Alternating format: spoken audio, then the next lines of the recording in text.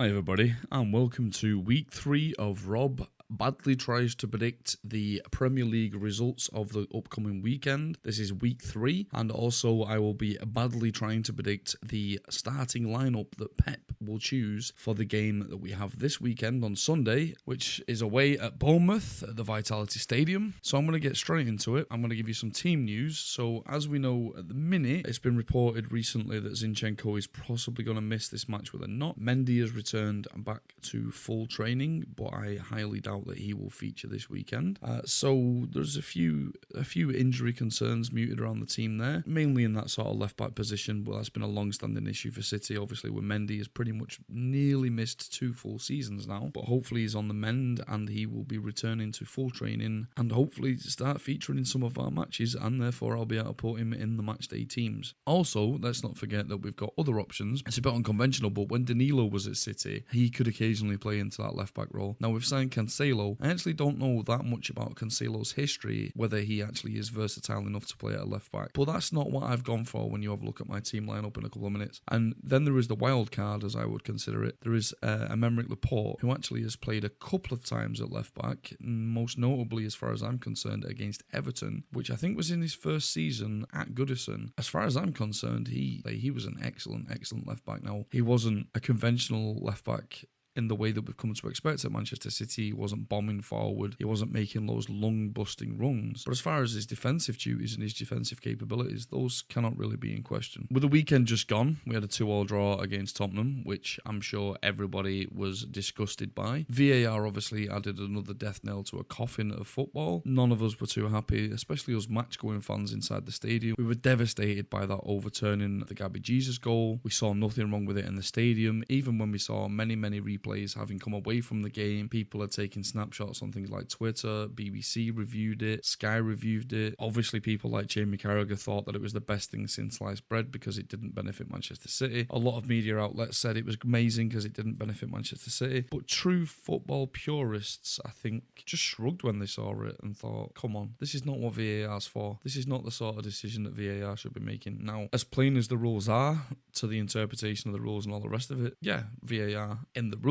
was right to rule it out, but the very fact that that's a rule in the first place is, in my opinion, quite obscene. Obviously, the other talking point from that Spurs game was the WWE maneuver performed by Eric Lamela on Rodri in the Spurs penalty area. That shocked me quite massively, the fact that the referee, apparently, if you look at a few angles, he's not actually looking at that area of the pitch. He's more concentrated on the stramash going on in the middle of the area. Isn't that what VAR's for? Shouldn't VAR be sending that to review? If I supported any club, I mean, it's Manchester City, but if I was supporting any club that day, if I was a Tottenham fan that day, if I was casually watching a game that I had no vested interest in, I would have been questioning why, no matter what teams were involved, I would have been absolutely questioning why a penalty was not awarded. So that was quite baffling. I do think that there's going to be several more iterations of VAR that we're going to see this season. I think they're going to tone certain elements down, they're going to review certain elements, but it is anything but the finished article right now. Let's focus on this weekend ahead. As I've said, we're playing Bournemouth at the Vitality Stadium. We're away. It's a 2:00 kickoff on a Sunday. We should have had plenty of rest from our last game, coming just over a week ago at this point. I'm going to get straight into it and give you my predicted Manchester City lineup for that game. Obviously, we're starting with Edison in net. I thought he was a little bit at fault for the goal that went straight in against him against Tottenham. And it was also quite peculiar as well to see Laporte backing off in the way that he did. But I don't think anyone expected at that point in time the Tottenham player to shoot. But he did, took his chances, and he got a goal out of it. So I don't think we ever see City concede that type of goal again, if I'm honest. I also don't think we would have seen City concede that type of goal if Fernandinho was in the squad. And that's not even to say that Rodri had a bad game. He didn't have a bad game. And that's not to say that I think Fernandinho was better than Rodri. I just think it was a freak occurrence, and I don't think we'll ever see that happen again against Manchester City. So, Edison in net. Here's where the radical Rob thinking has come in now. Since Wembley, Walker's been undroppable in my opinion. But guess what? I actually think he gets dropped this week. I actually think that Cancelo comes in at right back. With Cancelo at right back is going to be John Stones and Nico Otamendi. And what does that mean? So I've already said that I don't think Angelino's going to be playing many Premier League games. We know that Mendy's not up to match fitness yet, and we know that Zinchenko's got a little injury. So guess what? Emerick Laporte's going at left back for me this weekend. I did and ah about this back four. I even contemplated a back five. I even thought about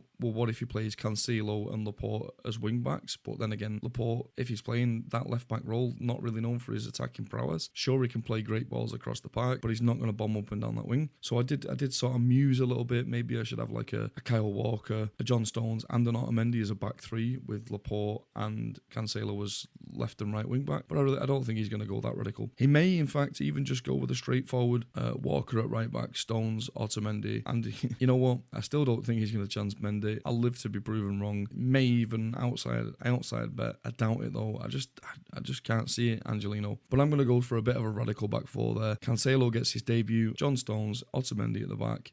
Otamendi, by the way, against Tottenham was pretty damn consistent and good. And I'm going to say that he's going to put Laporte at left back. We may, and bear with me on this one, we might just go with a back three because it's Bournemouth away. So in front of that, I think Rodri keeps his position. So you might be thinking at this point, well, Rob, Fernandinho, I mean, one of our most consistent and greatest players over the last 3, 4, 5 seasons. Yeah, he has been. He's also 35 years of age. And I also think that Pep has got different plans for him this season. The plans that I think Pep's got for Fernandinho this season is Rodri plays until he makes a mistake. Rodri plays until he has a terrible game. Then it's your turn, Fernandinho. Secondary to that, your backup at centre-half. Vincent Kompany left the club. We didn't sign a new centre-half in the summertime. We opted to buy Cancelo and let Danilo go.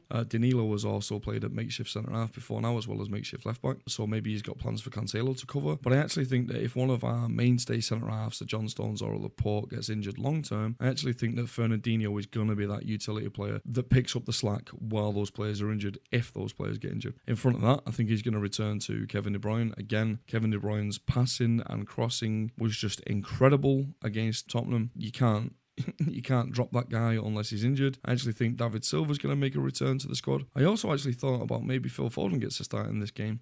The crazy thing is with the Premier League now, and we've seen what VAR is prepared to do against us, the 2 points that we dropped against Tottenham, the seasons prior to that, obviously not last season because we won the title by a point, but the season before we won the league by 18 points. I don't expect the Premier League to go all the way to 116 this season or even 100. I still think that the outright winner of the Premier League will be around the mid to late 80s mark. But I think that dropping points this early into the season, although in the last 2 seasons, in our second, I think third game, which was Everton at home when Kyle Walker got sent off for walking backwards, and then against Wolves away where they scored a offside handball goal, we dropped points really early in the season, and we got a point instead of the 3 points that we maybe should have deserved in those games. I think this season teams are really going to sort of pull away if we don't keep distance with them. I think Liverpool have had some incredibly easy on paper fixtures, and they barely won against Southampton, but they've still got 6 points on the board and we're sat at 4. Pep's not going to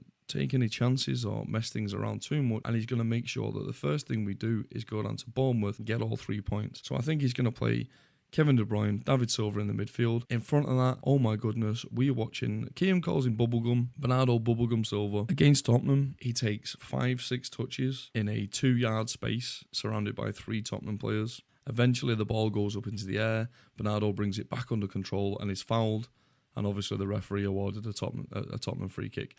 Perhaps he felt sorry for Tottenham because Bernardo Silva just took the mick out of that entire team. Mahrez drops to the bench, because obviously Mahrez has been somebody from my previous teams who I've thought deserved to keep his place in the team. But no, Bernardo Silva for me, you're back, buddy.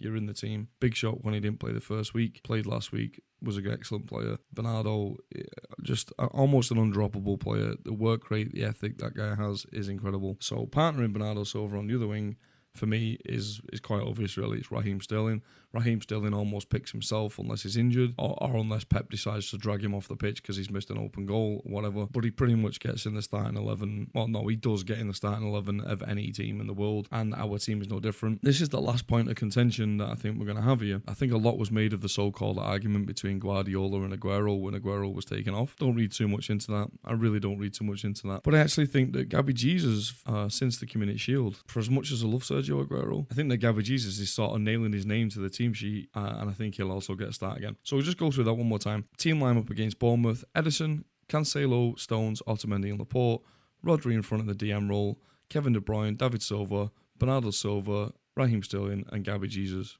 So, Kiam, there you go, son. There's your starting 11 for FIFA Knows. I wonder what you think of that team lineup. I don't think you would have done what I did with Cancelo and Laporte. But then again, on FIFA, players are not injured. You can always access them. Pep is now dealing with a couple of little injury worries. In the interest of fairness, let's have a look at our opposition for the Sunday game. Eddie Howe's got quite a few injury worries at the minute. For anyone following Bournemouth might know, Dan Gosling's out with a groin strain, David Brooks out with an ankle, Simon Francis is out with a knee issue, Lloyd Kelly's out with an ankle, Junior Stanislas is out with a knee injury, Groenfield's out with an ankle injury, Lewis Cook's out with a knee injury, but he's back in first team training. Quite a few little issues there for Bournemouth. So I think personally that the starting 11 for Bournemouth is pretty much going to be what they can do with the squad that they've got and with the injuries that they've got. So I'm going to go for Ramsdale in net, Smith, Simon Cook, Nathan Ake, who is probably their best defensive player, Daniels, Wilson, Billing, Lamar, Fraser, King and Wilson. I think that this is going to be a very tough game for Bournemouth, who've had not the worst start to the season, but with those mounting injury issues, it's really going to be something that takes away a lot of the potency of one of the smaller squads like Bournemouth, unless they can get those players back to fitness. Unfortunately for Bournemouth, I can only see this match going one way. After we drop points against Tottenham at home, I'm going to go for a 4-0 Manchester City away thumping. Right, so Kiam, you've had my predicted starting 11 and you've had my score prediction. Let's see if you can do the same or better on FIFA Knows. And if FIFA knows and we do win 4-0, Kiam, I'll have a fantastic Sunday. So to round up the video, let's have a quick look at the rest of the Premier League weekend fixtures. On the Friday night, we've got Aston Villa at home to Everton. Aston Villa obviously lost their last game, but this is another game at home. These are the games that Aston Villa are going to have to win if they want any chance of survival in the Premier League. But I'm going to go for a 1-1 draw. Aston Villa in front of their home fans, I think that's going to G them up enough to get a point out of this game. Everton, I predict, are going to be a very strong team against Aston Villa, but I think a 1-1 draw is a fair result for this Friday night fixture. Moving on to the Saturday games, we've got Norwich City at home against Chelsea. I think Chelsea are going to batter Norwich about 3-0. Then we've got Brighton and Hove Albion versus Southampton. This one, I don't know, I've been the guy to go against Brighton all season so far, but I'm going to go for Brighton this time with a 2-1 home win. Then we've got Ole's team, Manchester United versus Crystal Palace. Last season, this fixture was a funny one. I think Man United are going to get something out of this game, probably about 2-1. Sheffield United versus Leicester City. I think Sheffield United are going to have to give everything in this game, but it's probably going to be a 2-2 draw. Watford versus West Ham United. Watford have not been firing so far this season, and to be honest, neither have West Ham. I think this one is going to be a 1-1 draw. Then we've got quite an interesting game at the 5:30 kickoff on the Saturday. It's Liverpool versus Arsenal. I think there's going to be a lot of goals in this game, but I think it's probably going to end up 3-2 to Liverpool just about, because Liverpool do have a superior defence to Arsenal. Arsenal are great going forward, but at the back, I'm not convinced. And finally, on to the Sunday games to round the weekend up. Obviously, we've got Bournemouth versus Manchester City, which I've predicted as a 4-0 win for City. Then we've got Tottenham Hotspur versus Newcastle United. Tottenham obviously played against City last weekend. They were a big test. I'm not convinced that either team passed the test because VAR had too much to say about the outcome of the match. But I can't see anything but a home win for Tottenham Hotspur. Certainly, it'll be a lot easier in the City game for them. I think Tottenham will win 3-0. Then the last game of the weekend is Wolverhampton Wanderers at home against Burnley. Now, Wolves, it's crazy really, but Wolves played on the Monday night last week against United, got a 1-1 draw. Then on Thursday, they were playing in the Europa League qualifiers. And then again now playing on Sunday. So that's 3 close, quite intense fixtures for Wolves,